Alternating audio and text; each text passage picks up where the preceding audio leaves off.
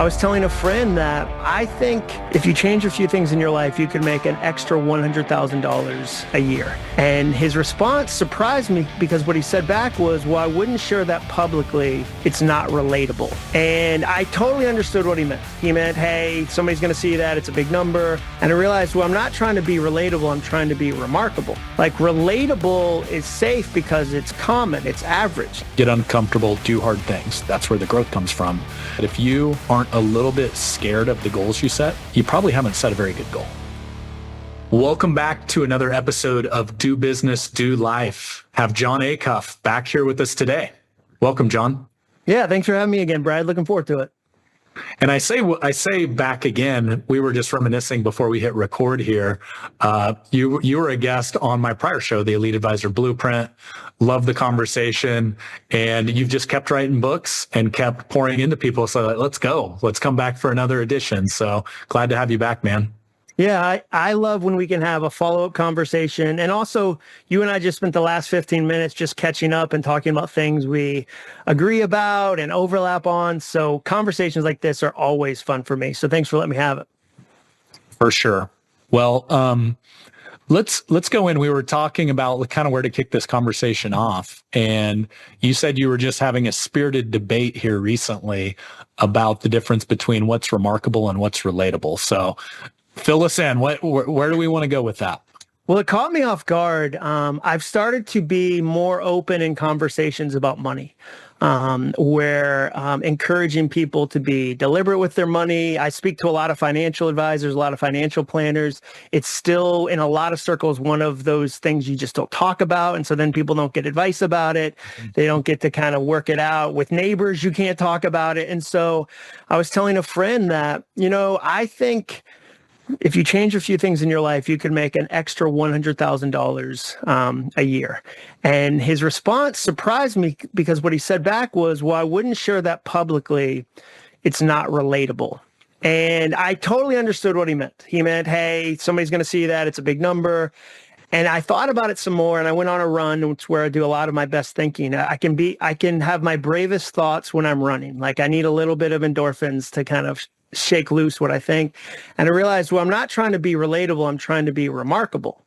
Like relatable is safe because it's common. It's average. Like the average American right now watches 34 hours of TV a week. According to Nielsen, 34 hours of TV a week. That's almost a 40-hour week job.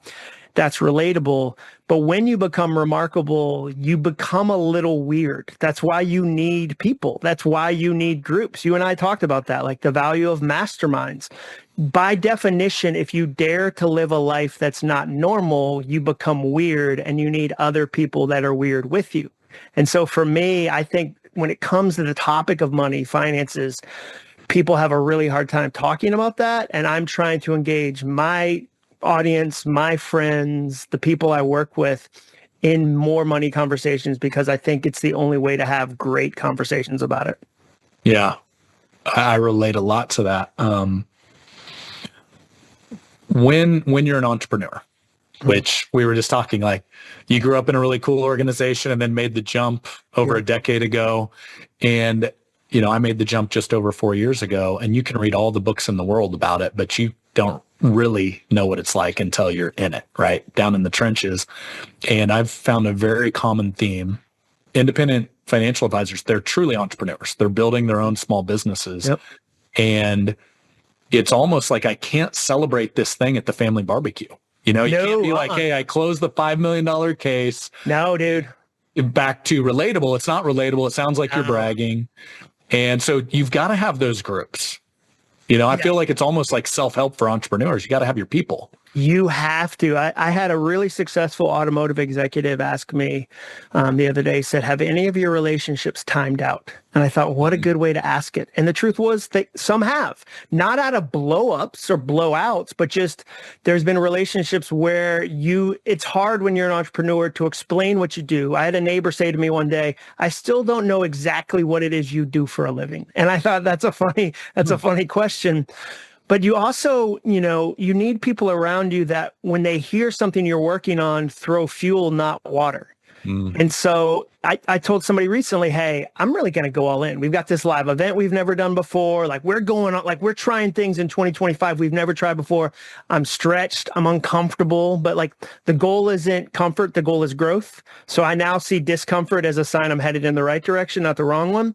And he said, why are you going to go to all that trouble? Like, why don't you just enjoy the success you've already had? Why don't you just speak X amount of times a year? And I thought, what are you even talking about? I'm 49. Like, ask a bird why it still flies. It'll tell you, because I'm a bird. I think, Brad, like one of the things I'm really passionate about right now is I think there's a lot of people in their 40s and 50s who are confusing boredom with burnout. They're over labeling boredom as burnout, meaning they go, man, I'm just burned out. And I'm going, you haven't left it all on the table. Like I meet a lot of, especially young men who would say, if I've got 10 gears, I'm at gear 8. And I go, you're at gear 3. You have so much more to give. You're just bored. You're not being pushed. You're not being stretched. You're not being tested. And you're not actually burned out. I think we talk about burnout way too much and not enough about boredom and not enough about people going, wow, this thing is pulling me. And so for me, I really, like I'm starting to say things like embarrassed beats bored, like busy beats bored. Like I don't want to rust. I know more people that are rusted out than are burned out, meaning it's not that they've pursued a passion to the nth degree. You're an entrepreneur. I guarantee there's things that you've stretched in the last 4 years that you're like, 10 years ago, I used to tell people I was busy. I had no idea. Or 10 years ago, I used to tell people I had a lot on my shoulders. I had no idea. You were capable of more. And once you were in the fire of it, you were able to go like, I am. I have other gears I didn't know about. That's what I'm seeing. And that's why you do need other people that like, I love to get around other leaders that I respect and look up to and go, what are you doing to stay you? What are the things you're doing to stay you? I told you, just 10 minutes before we started, we're having dinner. My wife and I are having dinner with Gail and Michael Hyatt because we really look up to them and they live in our town. And they've parented adult children so much longer than I have. I have a 19-year-old and a 21-year-old. I am a rookie, dude. I'm a rookie and it's stretching me. So why wouldn't I go ask them, hey, what was it like with Megan? Like, what was it like? How have you, because I want to learn that you need people like that. And if you don't seek that community, you kind of play to your lowest denominator. And that's when I think you leave a lot of yourself on the table. So much there. One of my favorite quotes of all time, Jim Rohn, you're the average of the 5 people you surround yourself with. And we were kind of talking about that even before we hit record here. But Michael and Gail, they're a little bit further down the path. And I find in any domain that you want to improve in, whether it's be a better husband, better father, better business owner, you just have to find people that you respect, admire. It's kind of like the WWJD bracelet of life. Yeah. It's like find that domain and the individuals that you look up and aspire that are further down the path than you. And from experience, I have found you go in as a humble student, almost all of them are willing to share. And Michael, actually back to kind of goal setting and what you said, I love the burnout versus boredom. I've seen that so much in entrepreneurs. It's like, I've played this same game for 10 years. I'm bored of it. So then they just kind of hit autopilot and then they're almost feel guilty because they're like, I'm actually not achieving. I'm like a car that's in neutral that's just idling. Right. Yeah. And Michael, I remember when I was in his mastermind, this is close to a decade ago, he said, if you aren't a little bit scared of the goals you set, if they don't scare you a little bit, you probably haven't set a very good goal. And I've just found all of my growth, what we say at the Johnson house is get uncomfortable, do hard things. That's what Johnsons do. That's where the growth comes from. And I just found it to be so true. Like, it's not like some mantra that I feel like I got to get on a podcast and say. It's like, no, it actually works in life. So what's your version of that? Like, how has that played out for you? You've made some tough decisions along the way, gotten uncomfortable, set some pretty big goals. Yeah, I mean, I think it looks like a million things. I mean, one of them is that one of my kind of rules or standards is I practice positivity. I'm a very naturally negative person. By nature, I'm very cynical. I would have never guessed that, John. Exactly. I'm very pessimistic. Like the joke I sometimes say is I'm not a glasses half full guy. I'm a glasses half full of scorpions, and somebody will probably steal the glass if we're not careful. And maybe it's because I grew up in Massachusetts and it's wicked cold and we're a wicked bitter people. I don't know. I just know I tested the ROI of positivity and I tested the ROI of negativity. And I made more money when I was positive. I felt better when I was positive. I had more relationships when I was positive. I had more opportunities. And so one of the things I do is I practice positivity. And I would argue most people practice negativity. They practice fear. They practice stress. I'll meet people that'll say, John, I'm just, I feel so negative lately. I'll go, well, tell me about your day. And they'll say, well, I got up a little late because I was up late last night watching YouTube videos. And then I listened to political talk radio as I drove to work. And then I hung out with 3 other people that hate their job. And then on the way home, I listened to a podcast called Brutal Unsolved Crimes in Your Neighborhood. And then I got on Nextdoor and I argued with neighbors about coyotes and mailbox colors. And then I fell asleep to my favorite Netflix show, People Who Look Like You Getting Murdered. It's the new Jeffrey Dahmer. I don't know why I'm negative. And I go, I know why you're negative. Dude, this is like a silly thing I'm excited about right now. But they did a study. I wrote this book called Soundtracks about mindset. They did a study years ago at NYU. Daniel Kahneman writes about it, where they had college students come in, 2 groups. One group, they gave a bunch of words. Other group, they gave a bunch of words. And they said, make some sentences out of these words. So the first group, completely normal words. Second group, they hid words in there related to being old. So words like slow and retired and bald and Florida.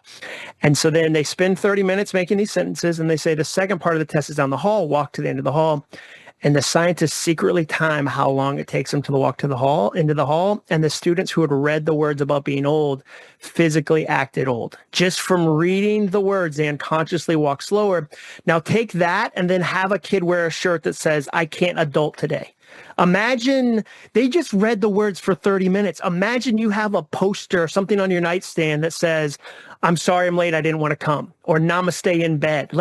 There's so much sadness couture that if you walk around in Target right now, there's so many negative shirts that people are like, I'm going to wear on my body that says, I can't adult, or don't grow up, it's a trap. And you look at that 24 hours a day, no wonder we have so much negativity. So for me, if you ask me, what are some of my big standards? Positivity is a standard. And I have to work hard on it. It's not natural to me, but the benefits are so worth it. And I like to say that because people don't think that surprises people. And I hope it also gives other negative people hope. Because I'm like, man, I get it, dude. I start pretty low in the morning. I have to get myself back up because I know what I'm capable of when I've got myself back up. And there's a lot of things I do to do that. But hopefully if you're listening to this, and sometimes you hear these podcasts, you're like, this guy probably naturally wanted to get up at 2 a.m. He's doing cold plunges constantly. That's just who he is. He had a paper route when he was 2. I wasn't any of those things. I work on a lot of those things because I want the benefits, but they're not natural to me. And I think anybody can do it.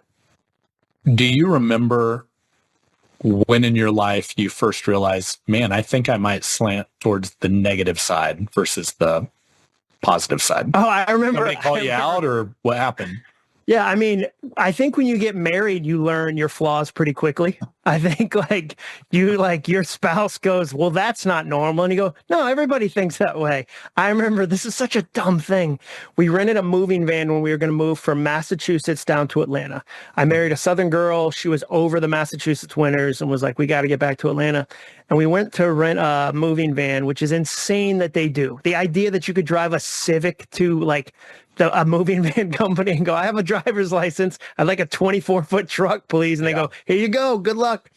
But I remember when we were walking out, I said to my wife, I bet when guys that drive 18-wheelers jackknife it and they wreck the whole truck, they're glad they did it because they got it out of the way. It's probably going to happen, so at least the worst part's over. And she was like, what? Nobody thinks, oh, good, I got the jet.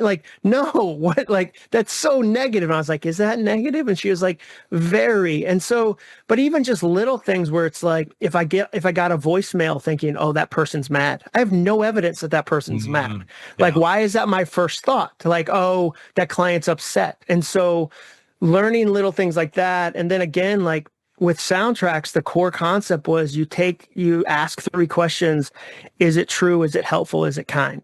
Like, is it true? Is it helpful? Is it kind? So the thing I'm thinking right now, is it true? Is it helpful?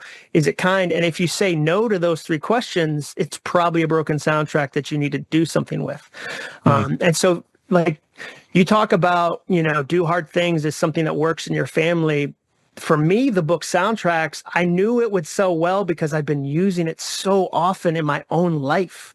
Like sometimes people in our space, that kind of the nonfiction help space, I would say write books with their hands, but not with their heart.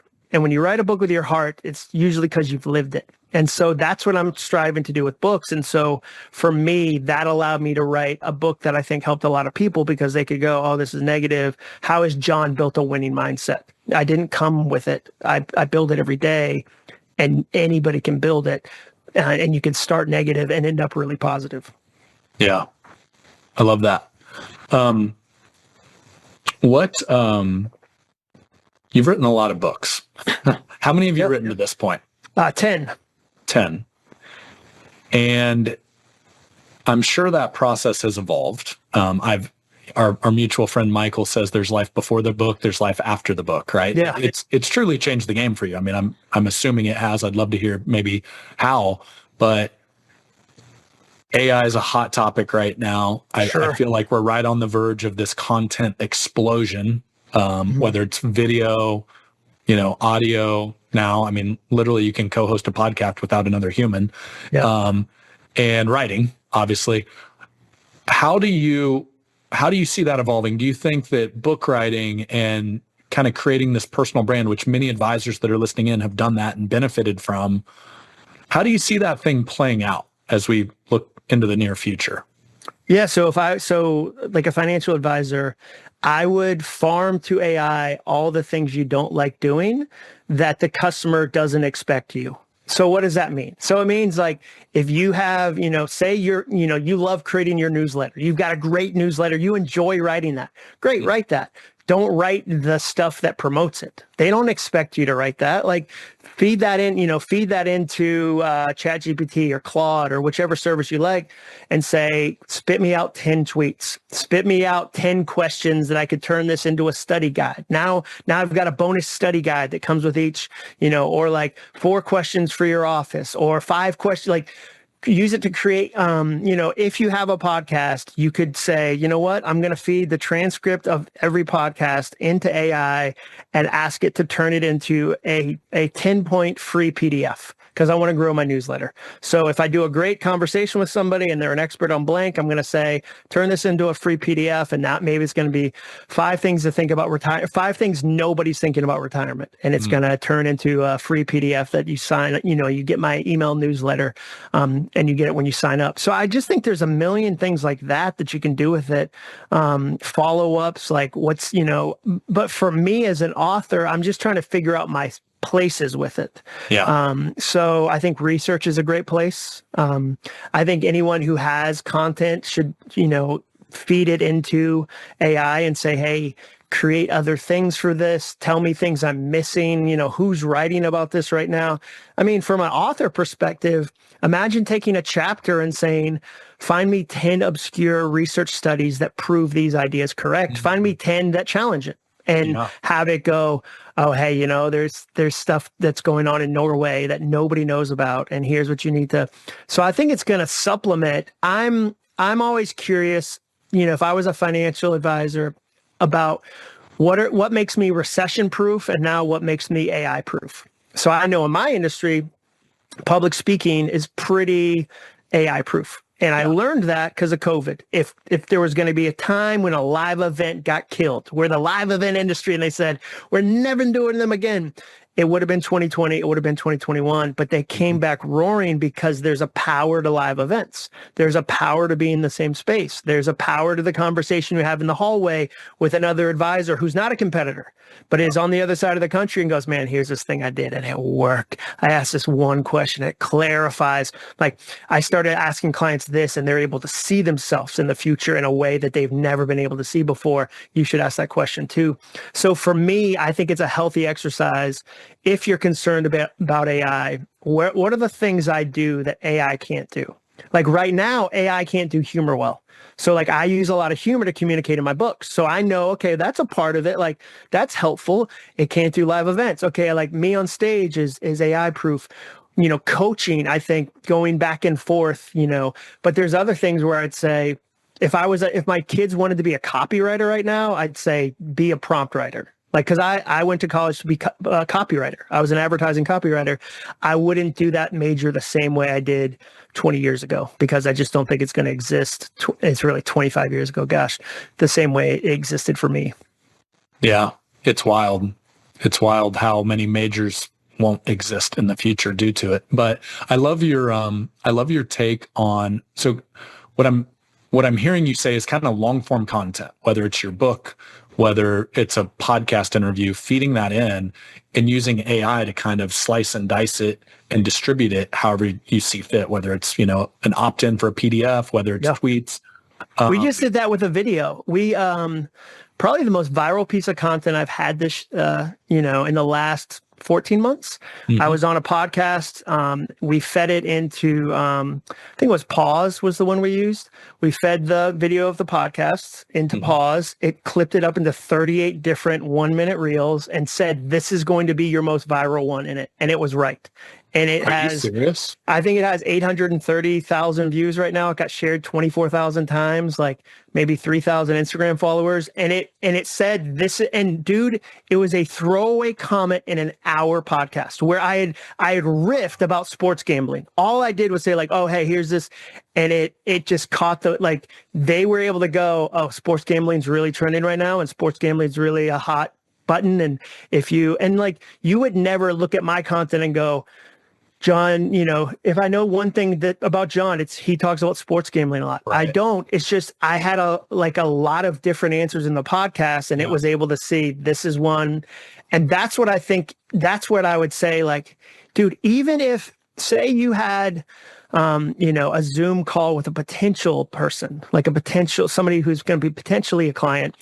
And you feed that into AI and go, what are the questions they always ask? You feed 5 of those in and you come up with 10 Q&As that people they always ask these 5 questions. Well, how do I know? Or how can I be sure? Like, that's what you have to think about it. Like they're going to see something I'm not seeing and they're going to, they have eyes on it that I might not notice.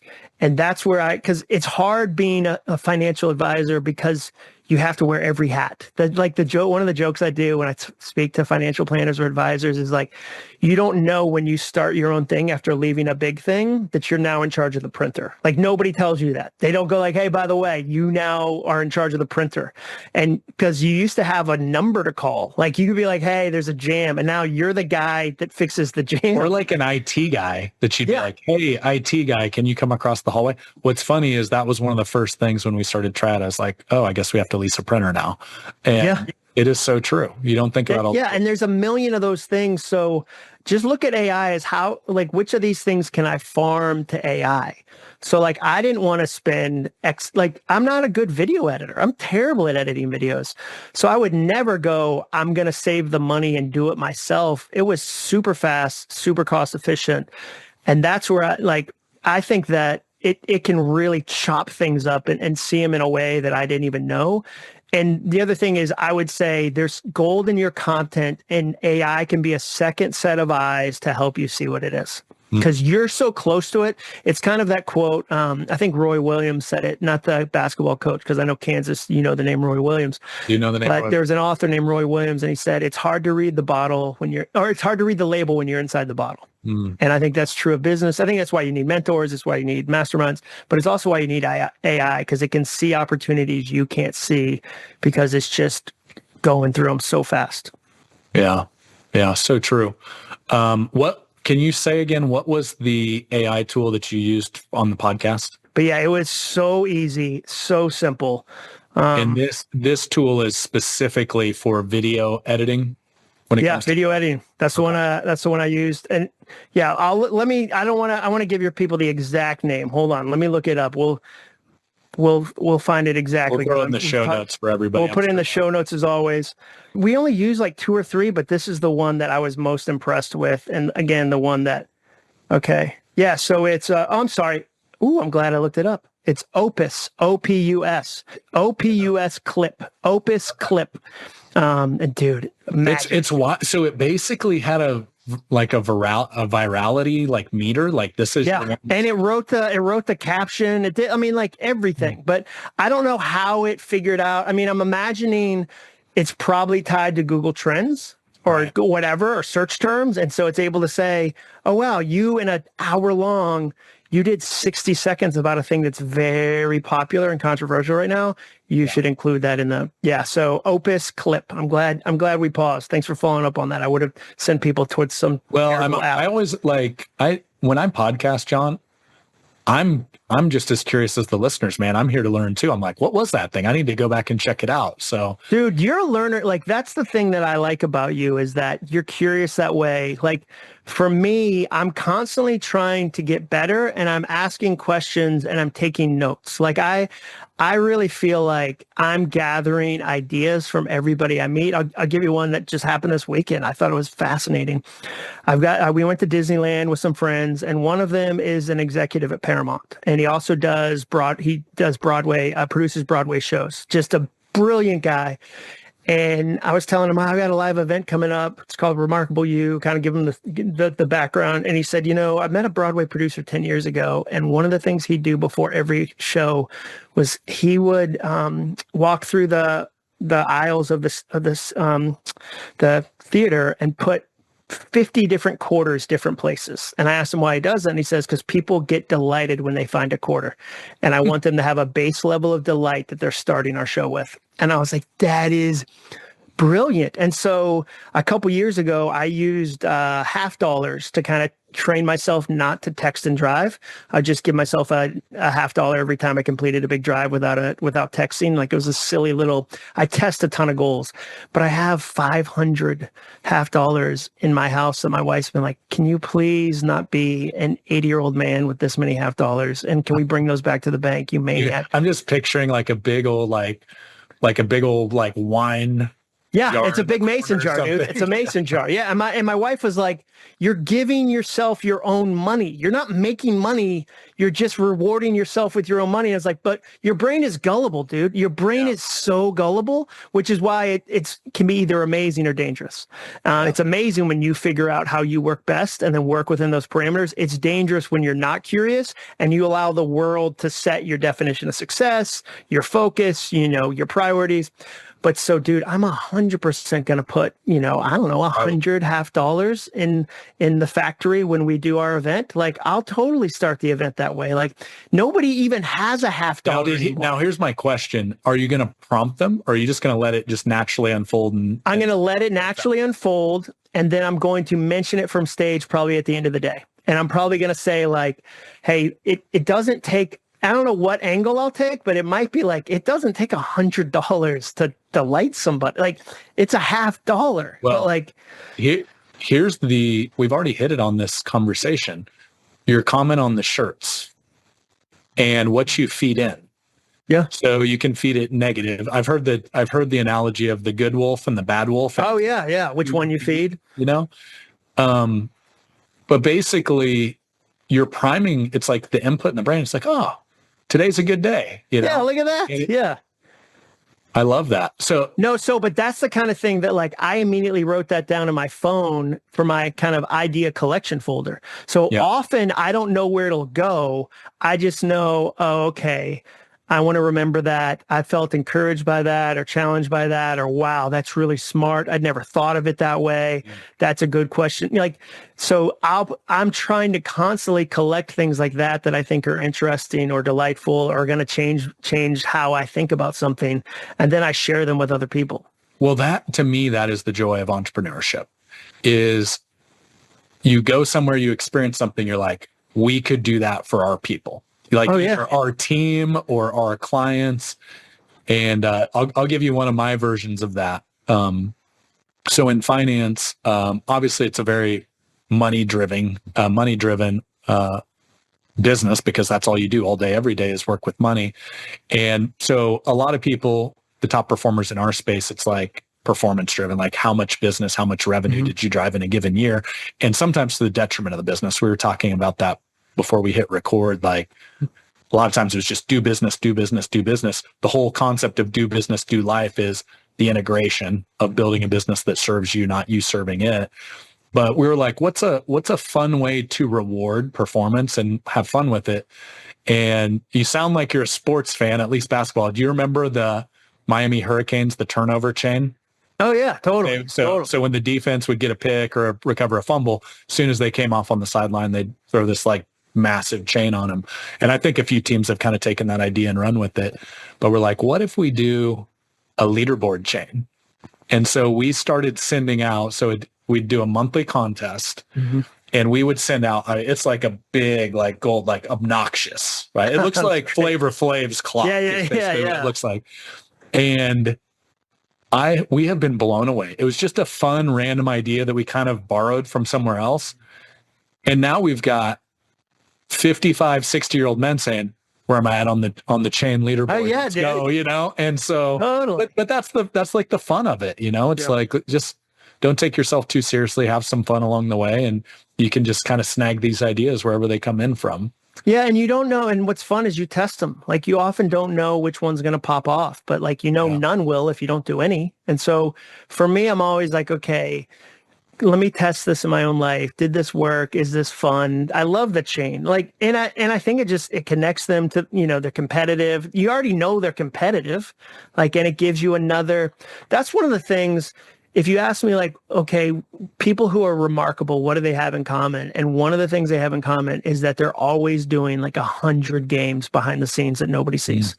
They're always like playing, like trying little goals, playing little games. They have little rules. Like it's and if you'll ask them, oftentimes they'll be like, nah. And I'll be like, no, what are you really doing? And they'll go, okay, here's what I'm doing. Like, here's this thing. Like my walk doesn't count unless I get to the very end. And it only is an extra 50 steps, but sometimes I don't want to do it. I have to touch this rock and it's a rule. And I know it's silly, but I have to touch it. And so that's the things, like high performers love a chain like that because it's another little game. And it's another little chance to be engaged in what they're doing. Because the reality is, speaking of money, if you make your goal a certain amount of money, what do you do when you get it?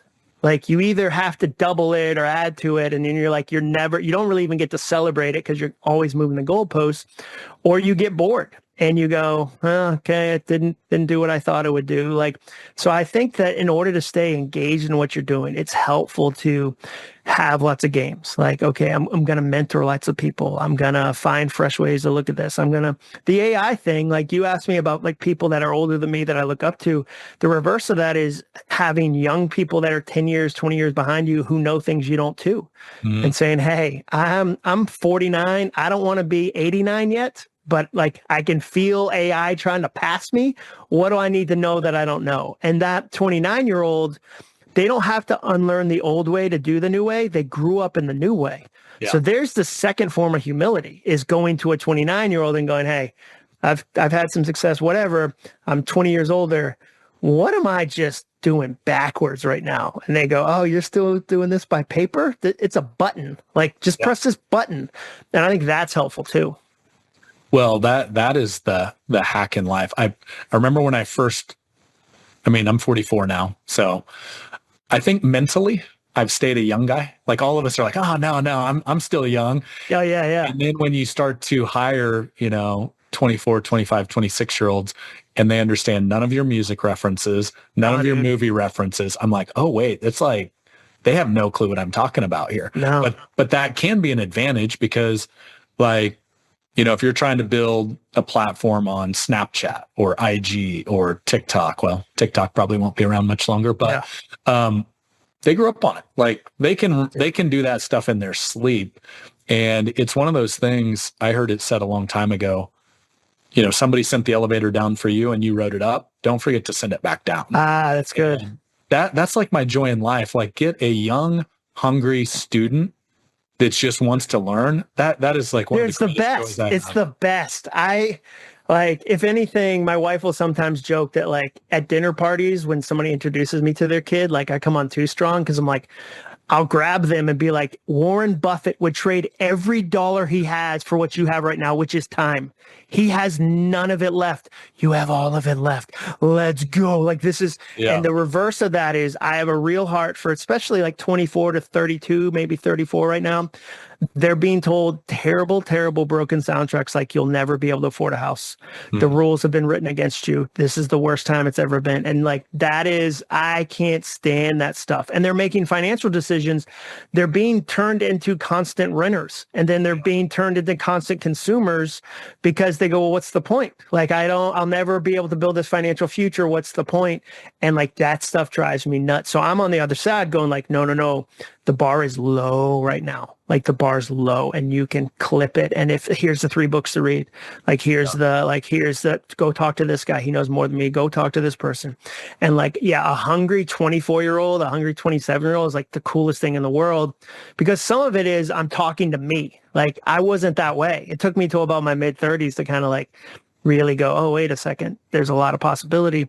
So when I see a 24-year-old who already gets it, I'm a little jealous, but I'm more excited because I'm like, dude, you can go so far. Like you're going to do some great things, or like you can, the phrase we use in our family is killer. Like he's a killer, she's a killer. Like, oh, like that person's like I talked to a company in Columbia, Missouri.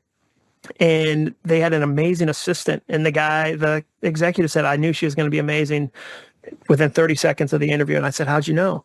And he said, well, our office is hard to find. And when she came into the interview, I said, did you have a hard time finding the office? And she said, no, I drove it last night just to make sure I knew where it was. And he was like, here we go. Like, because for an assistant, that's exactly the attitude you want.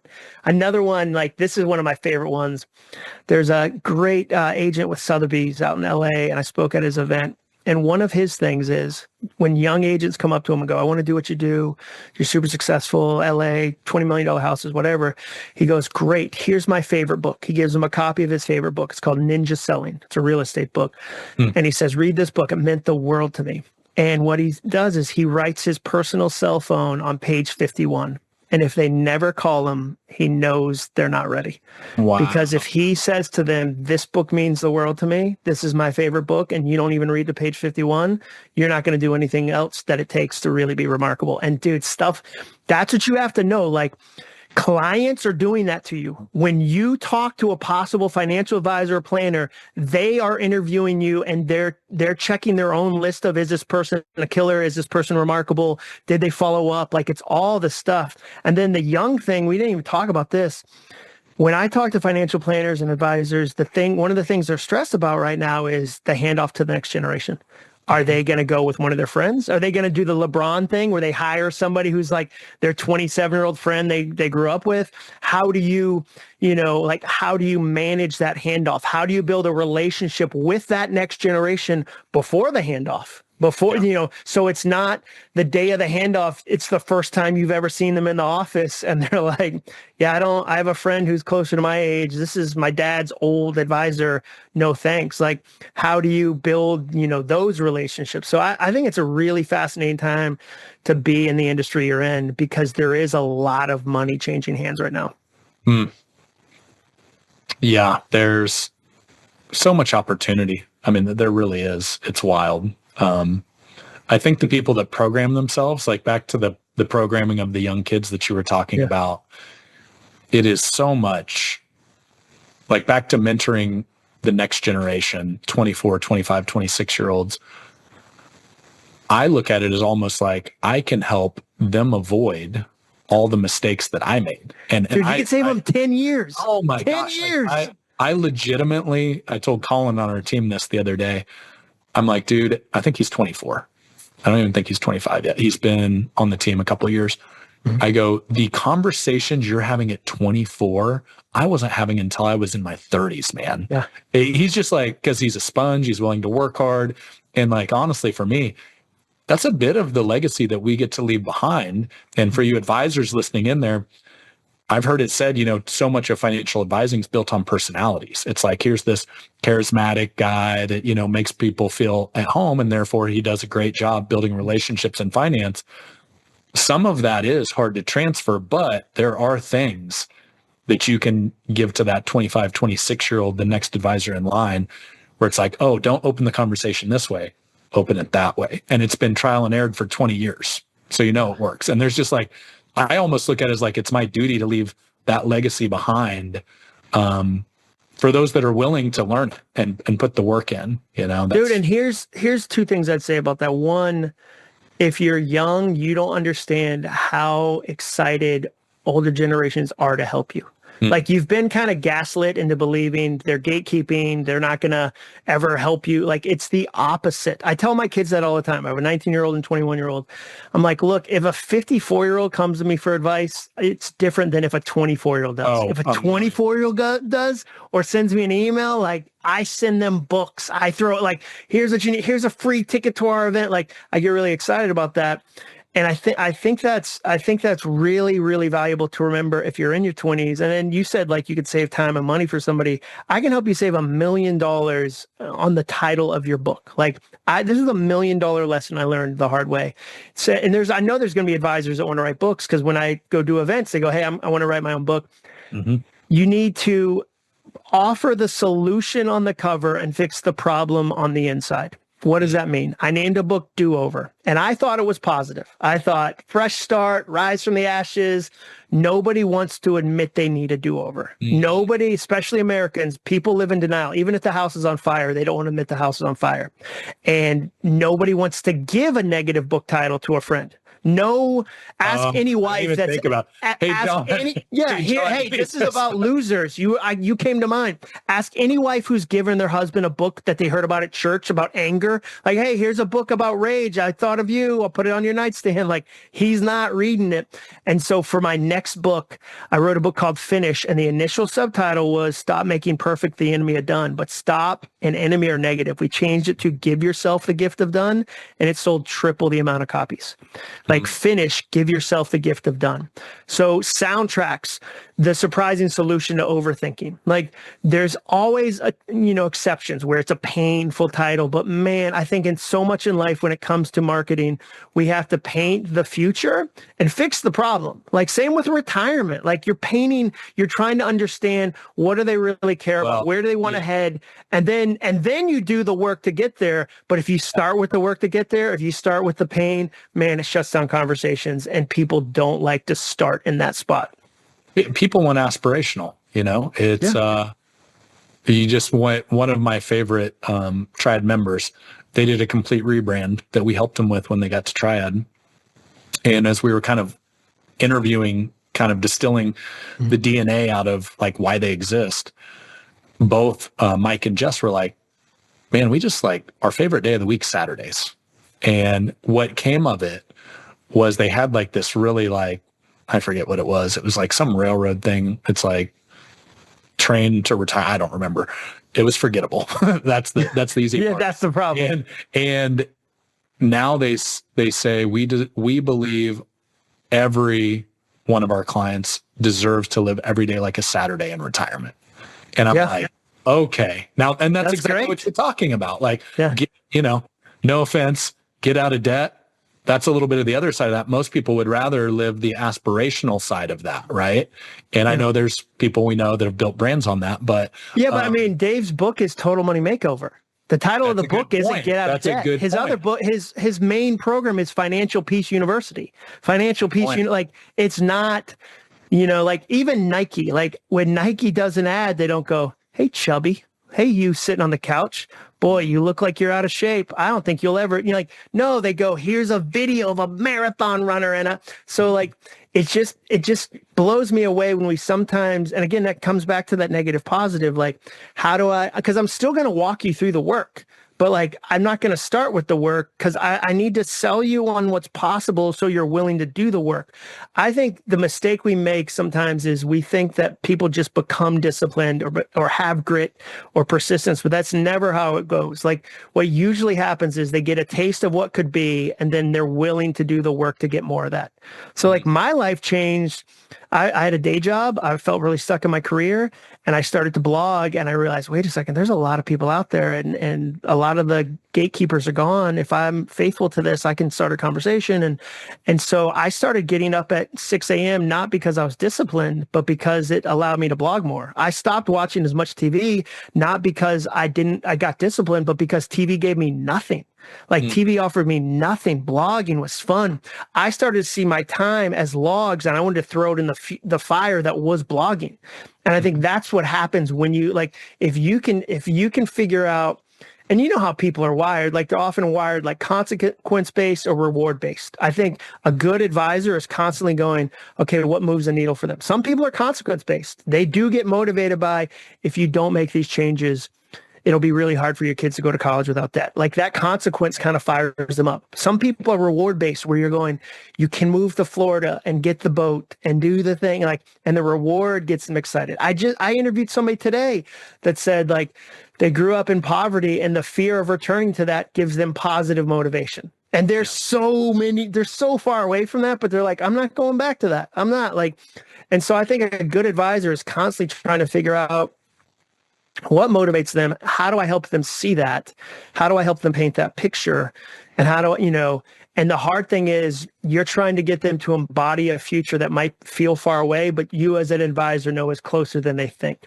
Because we live in a later culture. People think, well, later I'll do that. Later I'll do that. I talked to a group of advisors, and they said, one of the most popular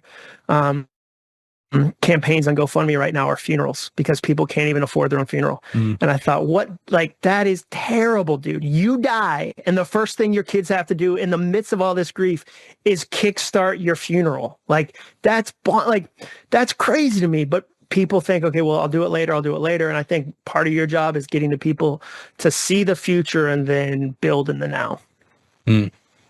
So I want to go to this. You've written a lot. You've written extensively on goal setting and hit some big goals yourself. I heard a conversation the other day, and it was talking about how you actually achieve goals. And it was, is it motivation or is it the belief that you can? And I'm curious, because you shared a little bit of your journey. You started out, you're in your day job, you're blogging. I'm sure if somebody would have future cast your life and said, hey, Jon, you'll be on a podcast like 10, 15 years later, talking about your 10th, your 12th book, you've sold a ton of copies, that would have seemed so far out there that you're like, is that the same dude we're talking about here, or what's up?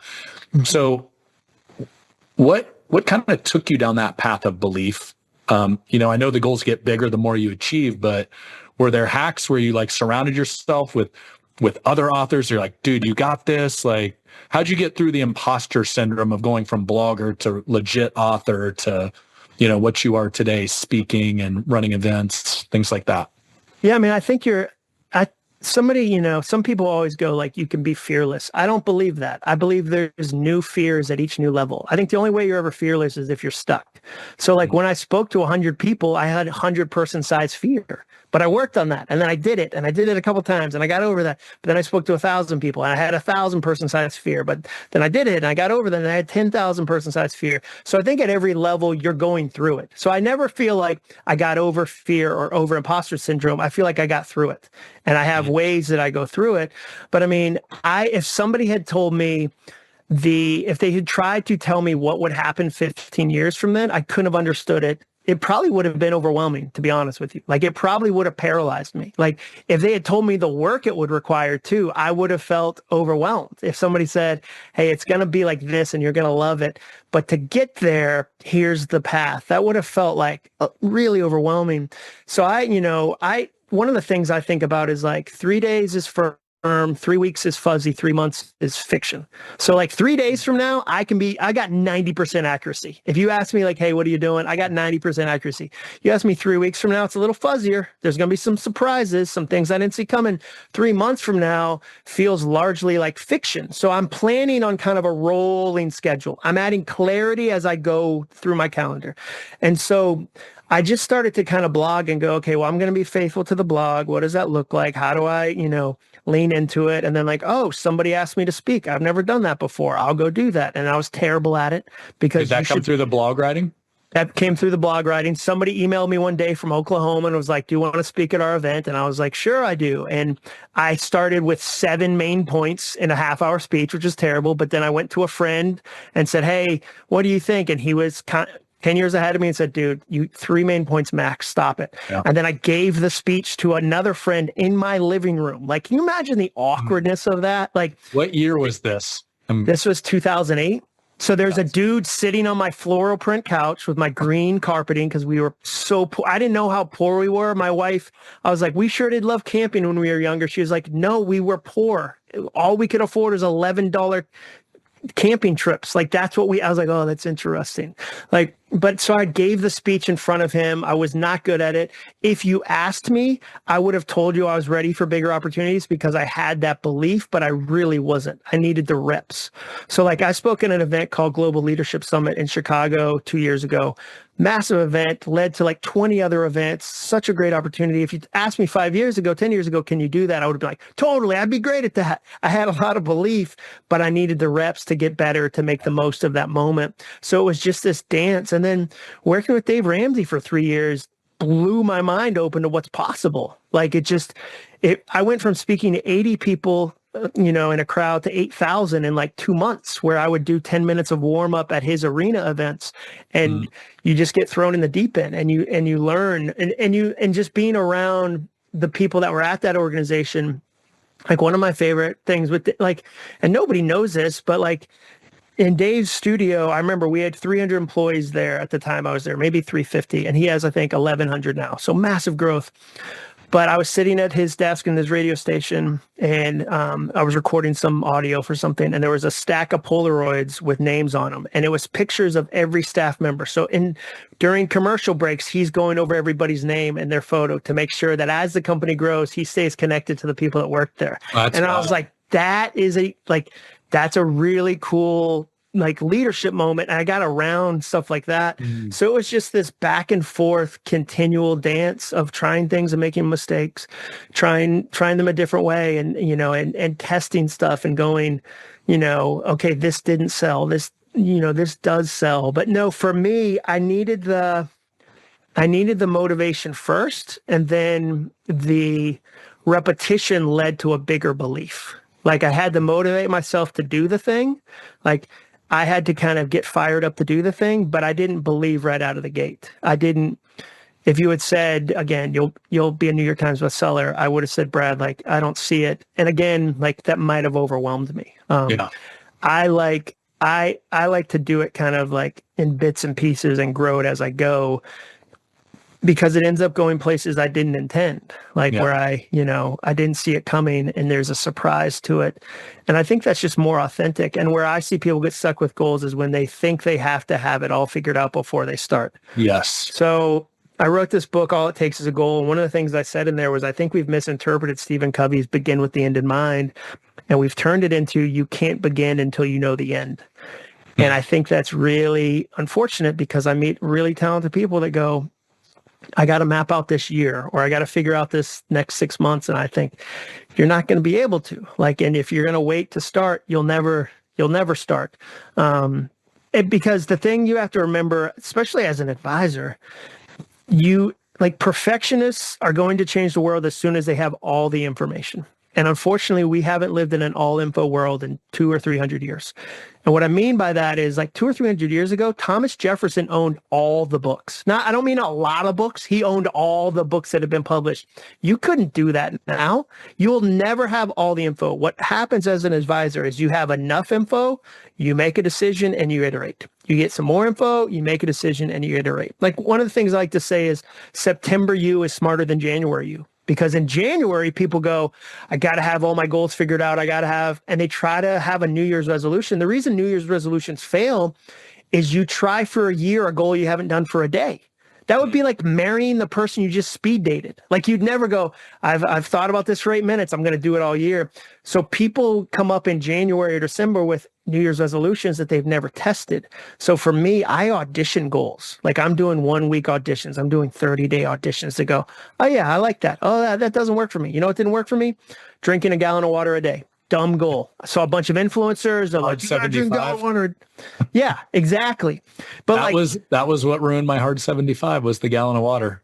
dude, is it possible his body type is different than mine? He's a 240-pound weightlifter. I'm a 150-pound runner. And I was like, I just got to drink this much. And my wife, she used to tease me so bad because it'd be like 11 o'clock at night. I'd be trying to guzzle water, like That was gulp it what down. took me out, dude.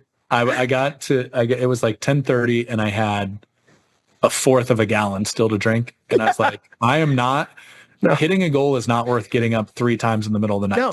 It's done. Imagine being on stage. Imagine you're on a keynote. Like, dude, that was my nightmare, that I'm on stage and I'm like, all right, give me like 90 seconds real quick. Like, so I think like for me, I'm testing those things. And I think that's what makes life fun. Like, I really do. Yeah. One of the things that you hit, I'm curious. So when you first started blogging, yeah, back to run until you touch the rock, did you say, here is my consistency I have to hit blogging? Or did you have like a number? Like I went all in. A week out, twice a week, 3 times a week? I went all in. I remember I read The Dip by Seth Godin. Like, so if you said like, what are your favorite books? Like The War of Art by Stephen Pressfield, The Dip by Seth Godin. And he talked about how one of the dips that you can create is you go so hardcore that it makes it harder for people to follow. Like, so he was like, Microsoft, the dip they created with Word, nobody can go through that valley. Like, it's really hard to, if you were like, I'm going to do the new Word, it'd be like, oh, they've really worked a lot. So I decided I'm going to write so much that it's going to be hard for somebody else to hang with me. Like, cause I knew that like, there's certain things I can do and can't do. It's same with humor. I use a lot of humor in my presentations because there's not a lot of business speakers that are funny. Like I was in corporate America for 15 years. Like I saw a lot of those speeches and was like, this is really dull, or it's like dad jokey funny. So I was like, if I really hone, like I'll never out entrepreneur Gary Vee, but I can be way funnier. Like, so I was like, okay, I can use that as a strength. So I used content production when I was blogging as a strength. And then I made an Excel, and I'm not an Excel spreadsheet guy. Like I still use tables in Word. Like nobody uses a table in Word. And I made an Excel spreadsheet of like 50 other blogs in my space. And then I would track that I commented there as part of their communities to try to one day have their community come join mine. Dude, I would print my own buttons. I had my own t-shirts. I would be at Catalyst, this big leadership event that was in our town, wearing my own homemade shirt and walking around with like plastic bags full of buttons, handing them out like Johnny. Like I was doing the MC Hammer, sell your CD out of the back of your car. And here's the thing, like if you're desperate enough, you'll do it. And I was desperate because I saw it as a path out of what I was doing. And it was worth doing it because then I could start to see like, oh, wait a second, like there's something here. I couldn't see the full picture yet, but I didn't see Dave Ramsey coming. Like, dude, that happened because somebody who worked on his staff, who I'd never met, read my blog and said, we should have him come speak to the team. So like, imagine if I told you, Brad, here's how you make things like that happen. You have to hope a guy named Jake you've never met who works in the call center reads your silly blog and then tells his boss who tells his boss. So like, I couldn't see that coming, but I knew it's the law of the harvest. Like if I'm sowing enough, like there's like 5 or 6 life principles that you can argue with all you want, but they're like gravity. Like they just work. And law of the harvest is one of them. And so if I put enough content out into the world, good things were going to happen. Like good things are going to happen. And so that was my attitude, was like, I'm going to lean into production. Well, as you were telling that story, I was kind of living my story and your story, and your blogging was my podcasting. And it was very much actually our mutual friend, Michael. You can tell him, thank you for me tonight at dinner, because I was explaining a problem I had where I was trying to get a bunch of really successful financial advisors to show up same place, same time on a Zoom. And he's like, why don't you just record it and turn it into a podcast? And I was like, okay. And therein began and I remember I would come to these podcasts full suit and tie. I was so nervous. Yeah. And I was like, I had that imposter syndrome of, why is this dude on this podcast with me? And you're playing this little mental game in your own head that nobody knows about but you. But back to, I'll tell you what creates confidence is those reps. Yeah. The next one gets easier. The next one gets easier. You learn a little something hits, you reuse it again. And Amazon has this concept of one-way doors and two-way doors. Are you familiar with this at all? No, I've never heard that. So where you were kind of making this hit for me, so many organizations paralyze themselves back to perfection. Oh, we've got to have all these committees review it. And it's like, wait, one-way door decision is I walk through that door, it locks behind me, I cannot go back. Two-way door decision is, oh, that was a bad idea, walk back through the door and undo it, and treat it more like an experiment. And that concept by itself has helped Triad so much, because we would get stuck in these like inconsequential decisions. And it's like, we're overthinking this. Just make it a 1 month, 2 month, 3 month experiment. And if it sucks, just go back the other way. Very few, from my experience, very few organizational decisions or life decisions for that matter are one-way doors. Dude, that's good. That's good. Yeah. And I was just like, I'm kind of playing with that as you're kind of riffing on it. And it's so true. Like we overthink so much in life. It's wild. Just get out and do the reps and learn. Well, and take notes on the reps and get better. Yeah. That was part of my thing, was that if I was prepared, I knew I could hang. Yeah. Like, and if I wasn't prepared and I tried to wing it, then I was over my head so quickly. But if I was in rooms where people were so much further ahead of me, I would ask questions, and now it's a learning opportunity. Yes. And I would try to I tried to show up in spaces as a student, and it wasn't always easy, because I felt a lot of pressure in rooms where I was like, I got to talk to the right person. And I really worked myself up into tangles with like that kind of thing. But once I got a little more confident, I could be in the room and really be present to the person I was with and ask questions, versus like thinking that your one-way door, two-way door thing. Like, it's also like, you're not one thing away from it all coming together. And when you put that pressure on yourself, as if every swing is the ninth inning and you're gonna you got to drive home the runs, like, man, it's a lot of pressure. And every room you enter into, you're like, where's the one person? And so when I took off some of that pressure, it made it easier to be present to the moment. And let's bring this thing full circle. We were talking about kind of your mentors, who in your life has kind of helped you.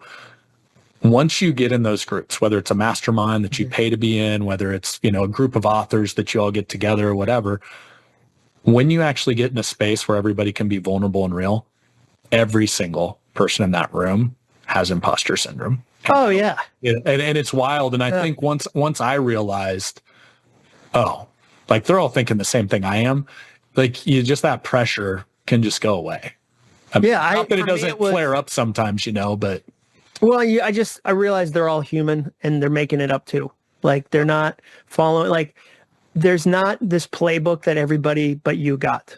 Like, there's not like they have the manual for success and you just didn't get the manual. Like, but you're right. If you'll be vulnerable and they'll be vulnerable too, which is why it's fun when you meet people that are, because you can tell when somebody's not. Like, I asked somebody once, like, how do you deal with procrastination? And he was like, that word's not even in my vocabulary. I don't even know what that word means. I was like, oh, stop. I've deleted it. Yeah, I deleted it. I'm like, oh, never, stop it. Never. Like, I was just like, I would have been fine if he said, man, I do these 10 things. It stops at 90% of the time, or I do the whatever. But it was just like one of those where I was like, we're not going to talk about vulnerabilities if you've, like, that just made me every time I think about that, like, I don't even know what that word means. I mean, you do. You went to school. So. Well, it's one thing I've learned as a leader. I led a small team when I was an employee, and now we're close to 100 at Triad. Amazing. It's mind blowing, really. It's what I've learned as a leader is self-awareness for me. It's a constant, I'm constantly learning and growing and trying to level up there. But you can't lead people if you've got all these blind spots that you're not even aware of, because, nothing against that guy. Maybe he is like a procrastination, like ninja or whatever, but everybody has those things. And the more real you are with yourself and you work on them. And what I found is when you don't put up the shield or the exterior hard outer shell, and you actually let people in and say, you know what, I did actually struggle with procrastination, and kind of here's some things that worked, here's some things that didn't. People are like, oh, cool, we can talk about this now. You let them in. Vulnerability is a beautiful thing. Yeah, and I think what's funny about that is when somebody else is vulnerable, we go, "Wow, they're so brave." When we're going to be vulnerable, we think everybody's going to think we look weak.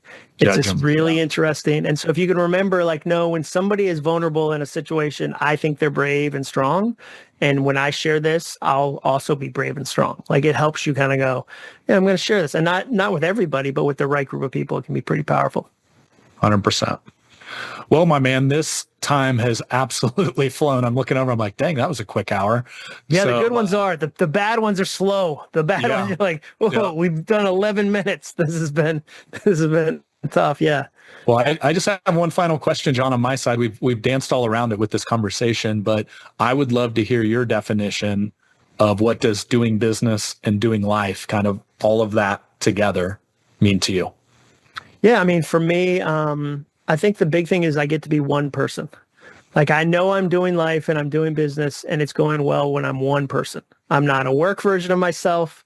I'm not a family version of myself. I'm not a friend's version of myself or a health version. I get to be one person. Mm. And so, I often find the same lessons I'm learning in business apply to family and vice versa. I read a book the other day, Beyond the Hammer, which I loved.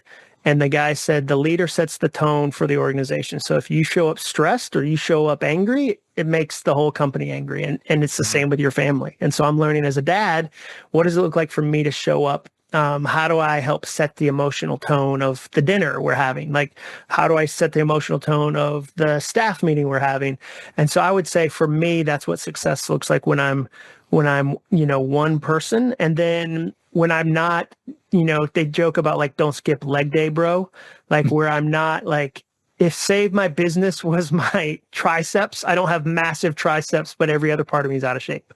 Where like I'm connected to my wife, I'm connected to my kids. I feel like I have the health level I want. I feel like I have strong relationships where I have people who love me enough to tell me things I might not like to hear. Like that's a sign of health for me. Like I've kind of got like 5 to 10 things. I'm like, oh, now I'm in a good spot right now. And they go across my life. It's not just that my business is really good or my health is really good. There's a fairly good, not balance, because I don't think that word's true, but all parts of my life are working in the same direction. Yeah. I believe this came out of your new book, phrase, joy being the best alarm clock. Oh yeah. Yeah. And that's kind of, to me, like my version of it's one person in all aspects. It's like you're excited for what's ahead of you in that day, whether it's a day with the family, whether it's a day at work. And, I think the intention that you've designed your business with, obviously you had to leave certainty to go, start handing out the pens and start growing your brand and writing the books. That is a pursuit you earned, because to your point, some people are talking about doing it, but they're not taking the action to do it. And so I would just say, if you're watching or listening in, like if this can be your challenge from John and I, like go out and get it. Life's too short. Back to the 24-year-old versus Warren Buffett. We only have so much time on this earth. So don't wait. Don't wait. There's small steps you can do right now. And we always say, like, what would you tell your younger self? Like, what advice would you give your 22-year-old? But I think we're writing the letters in the wrong direction. I think the better question is, what would your older self tell you today? And the reality is the 62-year-old would say, don't wait. They would say, this is the youngest needs you'll ever have. They would say, this is the time to build your business. They would say, this is the time to have good friends. Don't wait until we're 60 to try to build. Like, you can't make new old friends. Like, that's a famous statement. You can't make new old friends. Go build friends so that when you're 50, 60, 70, 80, you've planted these seeds for a life that feels like a really full harvest. So, I agree with you. Like, don't wait. Regret minimization. I don't want to be on my deathbed looking back saying, what if? That's for sure. Yeah. So, well, John, this has been a blast, man. Hopefully we get to hang in person. Next time I'm in Franklin, I will hit you up and always enjoy our time together. So thanks so much for sharing. Thanks for letting me do it, Brad. All right, my man. Till next time. See you, buddy. See ya.